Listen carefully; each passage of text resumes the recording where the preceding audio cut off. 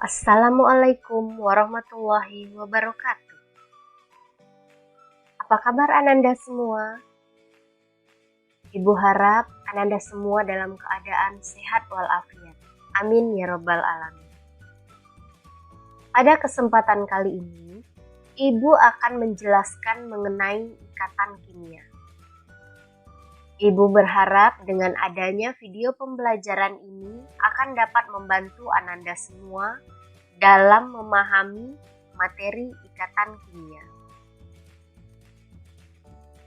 Adapun tujuan dari pembelajaran ikatan kimia ini adalah setelah berdiskusi dan menggali informasi, Ananda semua dapat mengemukakan kecenderungan suatu unsur dalam mencapai kestabilan, menggambarkan struktur Lewis dalam suatu atom, dan menguraikan proses pembentukan ikatan ion, ikatan kovalen koordinasi, dan ikatan logam. Jenis-jenis ikatan kimia yang akan kita bahas melalui video kali ini adalah yang pertama itu adalah ikatan ion, yang kedua ikatan kovalen, dan yang ketiga ikatan logam.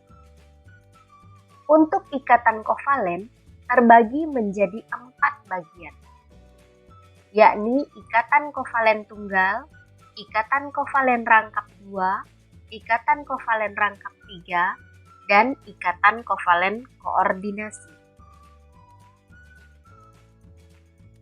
Hingga saat ini telah ditemukan 118 unsur. 94 unsur adalah unsur alami dan 24 unsurnya adalah unsur sintetis.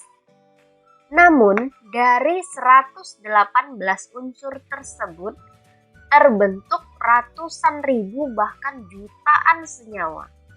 Bagaimana mungkin ini terjadi? Hal ini terjadi karena unsur-unsur tersebut bergabung membentuk senyawa melalui ikatan kimia. Apa itu ikatan kimia?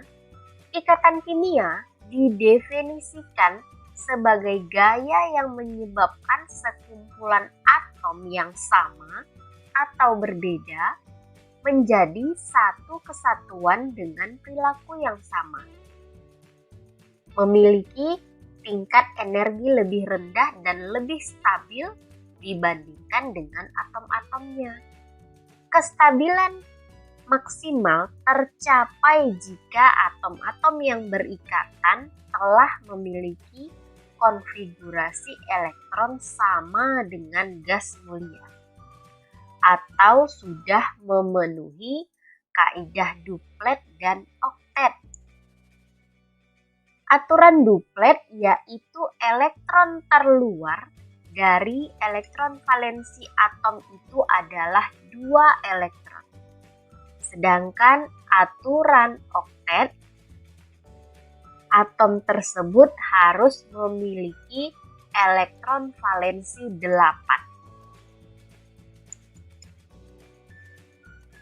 Ketika atom berinteraksi membentuk ikatan kimia, hanya bagian luarnya yang berinteraksi.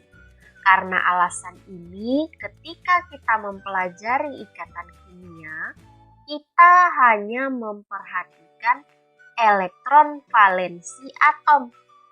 Untuk melacak elektron valensi dalam reaksi kimia dan untuk memastikan jumlah elektron yang mengalami perubahan, ahli kimia G.N. Lewis menggunakan sistem titik yang disebut lambang titik Lewis. Lambang titik Lewis terdiri dari simbol unsur dan 1 titik untuk masing-masing elektron valensi dalam atom. 4 titik pertama ditampilkan satu persatu di keempat sisi atom. Jika terdapat lebih dari 4 elektron, maka titik dipasangkan dengan titik yang sudah ada. Elektron yang dituliskan pada lambang Lewis adalah elektron valensi. Berikut ini adalah beberapa contoh lambang Lewis pada unsur periode 2 dan periode 3.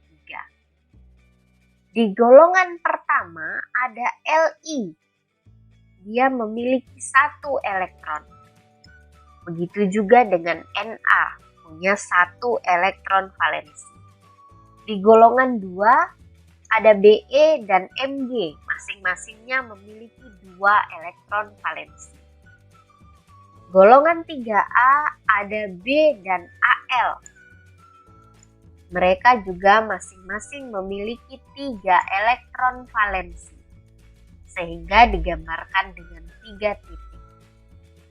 Di golongan 4A ada karbon dan silikon memiliki 4 elektron valensi.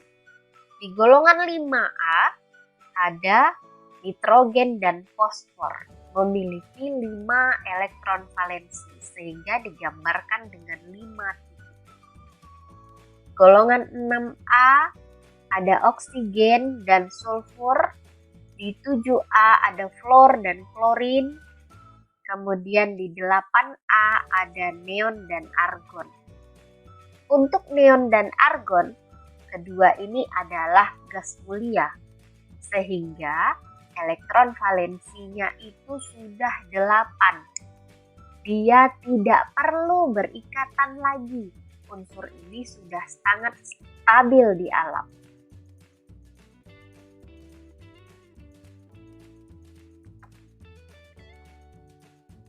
Ikatan kimia yang pertama akan kita pelajari adalah ikatan ion.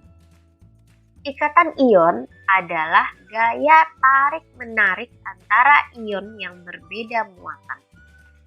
Ikatan ion terbentuk karena transfer elektron secara penuh dari suatu atom ke atom lain.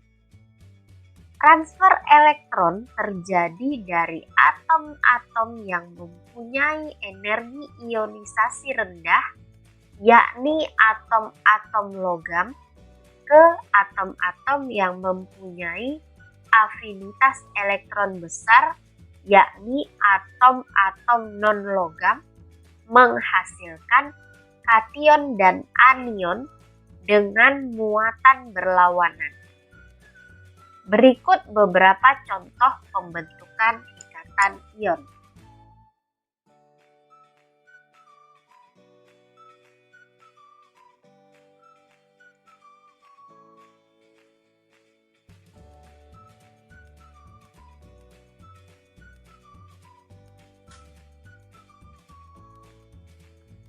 Contoh ikatan ion yang pertama adalah terjadi antara Mg dengan nomor atom 12 dan Cl dengan nomor atom 17. Mempunyai konfigurasi elektron sebagai berikut: Mg282, Cl287. Untuk mencapai konfigurasi oktet, Mg harus melepaskan 2 elektron, sedangkan Cl menyerap 1 elektron.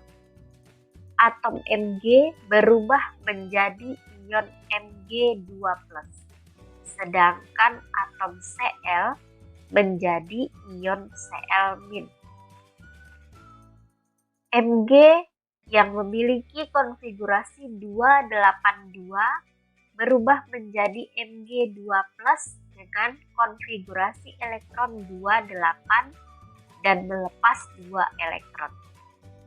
Sedangkan Cl287 bertambah 1 elektronnya menjadi Cl-1, sehingga konfigurasi elektronnya menjadi 288. Nah, angka 8 yang di belakang ini menunjukkan bahwa kedua atom ini sudah mencapai aturan oktet, memiliki 8 elektron valensi. Untuk menyamakan jumlah elektron, atom klorin harus dikalikan 2, sedangkan atom magnesium dikalikan 1. Sehingga terbentuklah seperti ini. Rumus empiris senyawanya adalah MgCl2. Mg memberikan 1 elektronnya untuk Cl yang pertama dan 1 elektron berikutnya untuk Cl yang kedua. Sehingga terbentuk Mg2+, dan Cl yang menerima menjadi Cl negatif 1 dan Cl negatif 1. Dan terdapat 2 Cl. Ini adalah rumus empiris senyawa yang terbentuk MgCl2. Contoh yang kedua adalah aluminium dengan nomor atom 13 dan fluor dengan nomor atom 9. Mempunyai konfigurasi elektron sebagai berikut. Aluminium 283, fluor 27.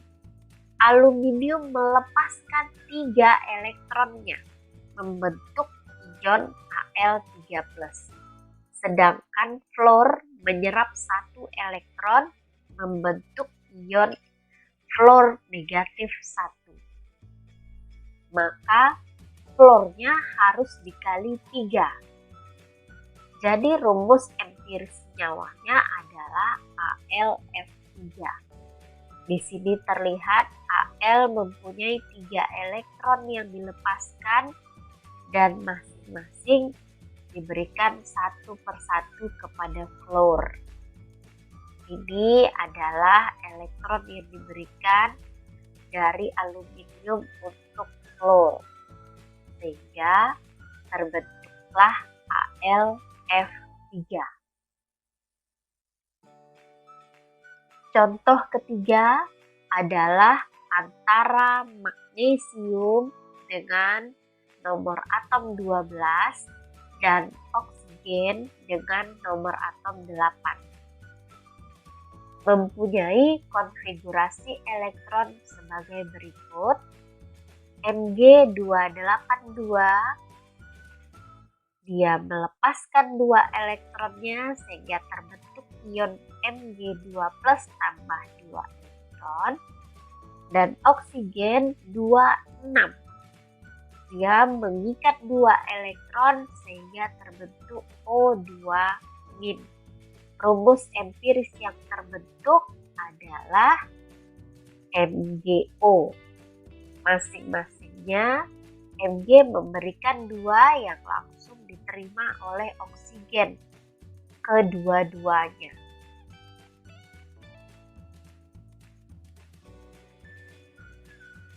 Ikatan yang kedua adalah ikatan kovalen.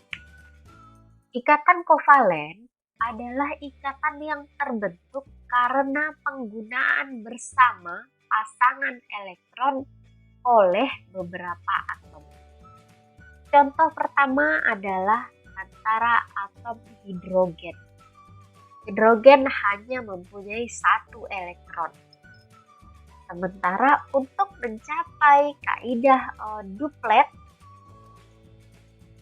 dia membutuhkan 1 elektron. Maka atom hidrogen akan berikatan dengan atom hidrogen yang lain dengan pemakaian bersama 1 pasang elektron. Contoh yang kedua adalah antara atom hidrogen dengan atom klorida. Atom hidrogen punya 1 elektron, sedangkan klorida mempunyai 7 elektron. Klorida butuh 1 dan hidrogen butuh 1, maka terbentuklah ini ikatan kovalen, pemakaian secara bersama sepasang elektron. Ikatan kovalen rangkap 2.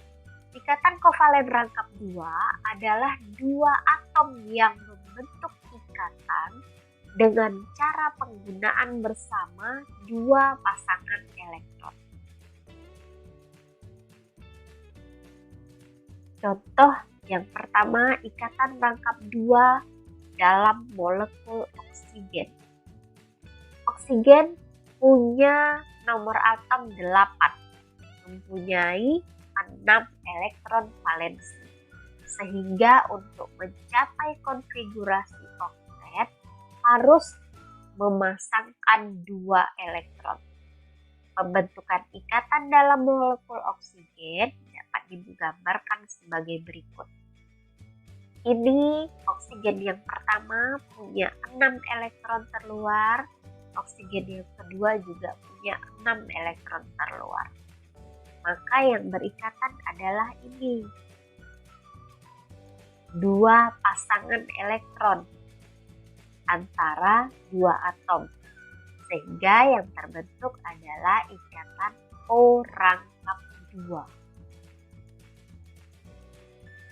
Ikatan kovalen rangkap 3 adalah 2 atom yang membentuk ikatan dengan cara penggunaan bersama 3 pasangan elektron.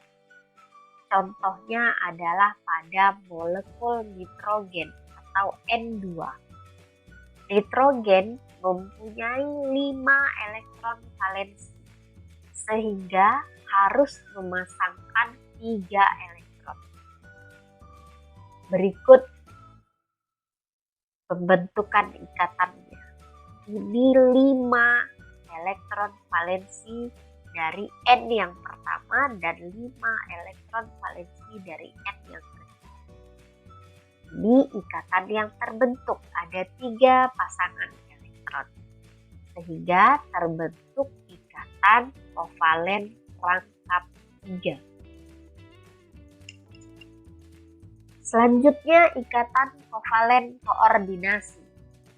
Ikatan kovalen koordinasi adalah ikatan kovalen yang pasangan elektron ikatannya berasal dari satu atom yang berikatan.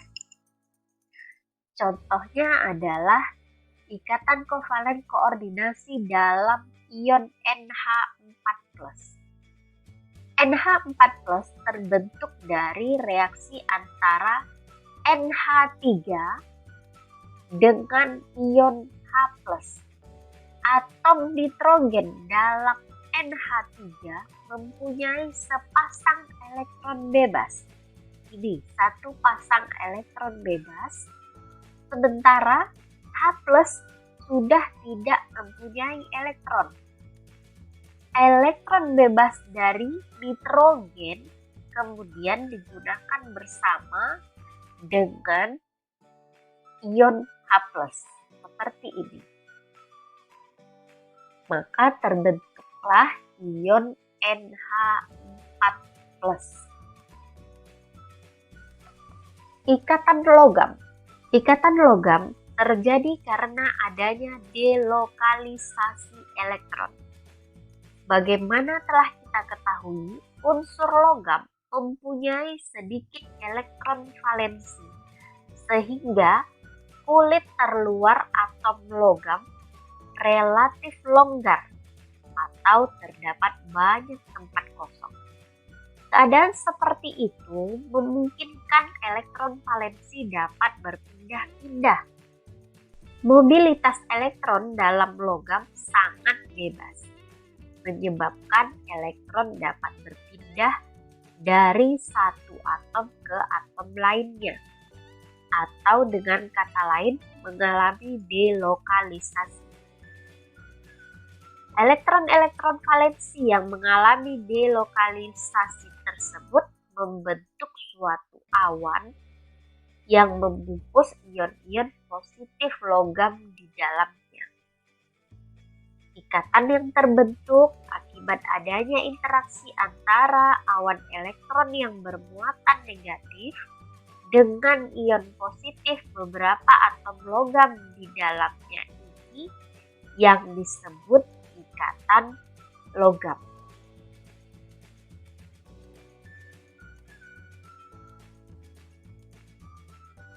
Ikatan logam memiliki beberapa sifat khas.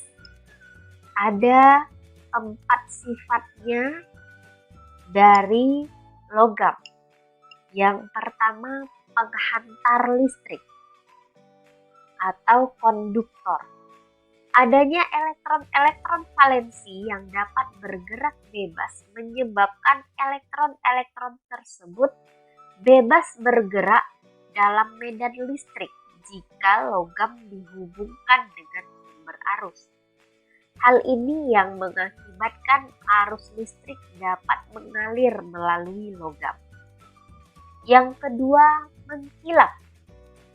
Cahaya yang mengenai permukaan logam menyebabkan sebagian elektron valensi yang mudah bergerak tereksitasi atau berpindah pada kulit yang memiliki energi lebih tinggi.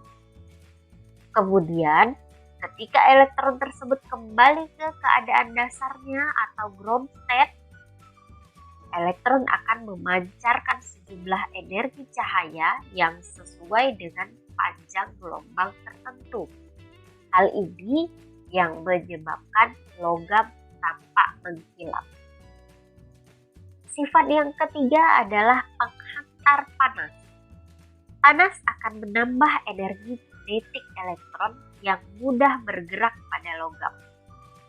Akibatnya, elektron bergerak semakin cepat dan menyebabkan peningkatan suhu.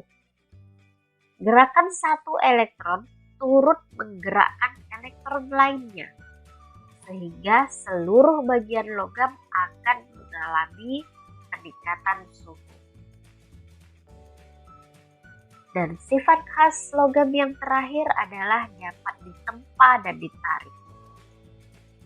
Saat logam dikenai energi yang sangat besar, misalnya dipukul atau dipanaskan, susunan-susunan atom logam tidak berubah, walaupun posisi atom-atomnya berubah. Namun, ion positifnya tetap berikatan dengan elektron-elektron valensi. Hal inilah yang menyebabkan logam dapat ditempa. Jika suatu ikatan logam putus, ikatan logam baru akan terbentuk. Sifat ini yang menyebabkan logam dapat dengan mudah ditarik atau dibengkokkan. Baik Ananda semua, sekian dulu penjelasan dari Ibu mengenai ikatan kimia.